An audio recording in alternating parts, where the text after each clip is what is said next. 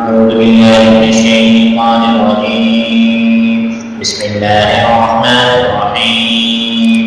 الرحمن علم القرآن خلق الإنسان علمه البيان. الشمس والقمر بحسبان والنجم والشجر يسجدان والسماء رفعها ووضع الميزان ألا تطغوا في الميزان وأقيموا الوزن بالقسط ولا تخسروا الميزان والأرض وضعها للأنام فيها فاكهة والنخل ذات الأكمام والحب ذو العصف والريحان فبأي آلاء ربكما تكذبان خلق الإنسان من صلصال كالفخار وخلق الجان من مارج من نار فبأي آلاء ربكما تكذبان رب المشرقين ورب المغربين فبأي آلاء ربكما تكذبان مرج البحرين يلتقيان بينهما برزخ لا يبغيان فبأي آلاء ربكما تكذبان يخرج منهما اللؤلؤ والمرجان فبأي آلاء ربكما تكذبان وله الجوار المنشآت في البحر كالأعلام فبأي آلاء ربكما تكذبان كل من عليها فان ويبقى وجه ربك ذو الجلال والإكرام فبأي آلاء ربكما تكذبان يسأله من في السماوات والأرض كل يوم هو في شأن فبأي آلاء ربكما تكذبان سنفرغ لكم أيها الثقلان فبأي آلاء ربكما تكذبان يا معشر الجن والإنس إن استطعتم أن تنفذوا من أقطار السماوات والأرض فانفذوا لا تنفذون إلا بسلطان فبأي آلاء ربكما تكذبان يرسل عليكما شواظ من نار ونحاس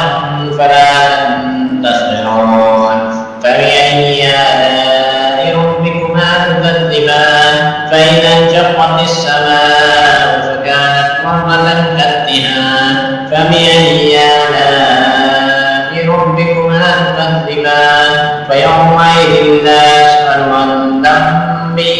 إنس ولا جان فبأي آلاء ربكما تكذبان يعرف المجرمون بسيماهم فيؤخذ بالنواصي والأقدام فبأي آلاء ربكما تكذبان هذه جهنم التي يكذب بها المجرمون يطوفون بينها وبين حميم آن فبأي آلاء ربكما تكذبان ولمن خاف مقام ربه جنتان فبأي آلاء ربكما تكذبان ذواتا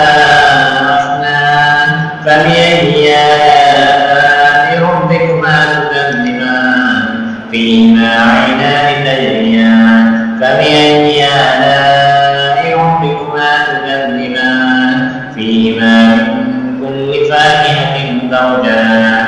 فبأي آلاء ربكما تكذبان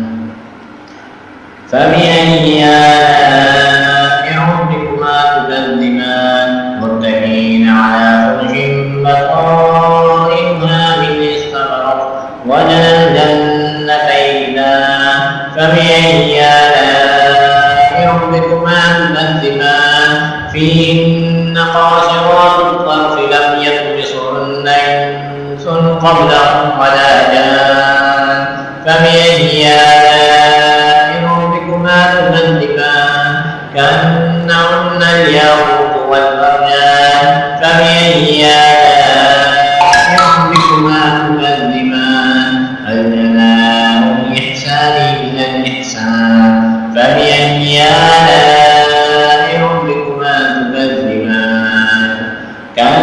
كأنهن الياقوت والمرجان فبأي آلاء ربكما تكذبان الجزاء الإحسان إلا الإحسان فبأي آلاء ربكما تكذبان ومن دونهما جنتان فبأي آلاء ربكما تكذبان مدهامتان